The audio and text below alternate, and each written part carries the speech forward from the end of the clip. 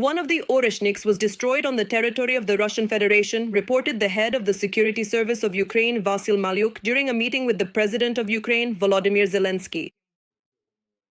Until now, we have never made this public, but we can say that one of the 3 Oreshniks was successfully destroyed on their territory at Kapustin Yar by the forces of the GUR, SBU and SVR.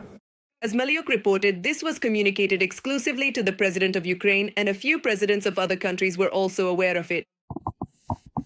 The destruction was 100%. It was a very successful mission. At that time, the name Oreshnik was not used by the general public, and the Russians had not yet posed a significant threat with it. If I'm not mistaken, this was the summer before last. At the same time, Zelenskyy stated that the Russian Federation plans to deploy the Oreshnik on the territory of Belarus. According to him, Western partners should pay attention to this.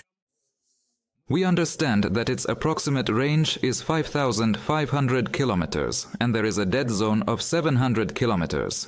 In other words, Europeans, especially those in Eastern Europe, should pay attention to this. In fact, everyone needs to pay attention to these risks. The head of the security service of Ukraine also reported that since the beginning of the year, the defense forces have carried out nearly 160 successful strikes on oil extraction and oil refining facilities on the territory of the Russian Federation. This has led to a deficit of more than 20% in the domestic petroleum products market and a ban on gasoline exports until the end of this year. Maliuk added that these are legitimate targets since 90% of the budget of the Ministry of Defense of the Russian Federation comes from oil extraction and oil refining.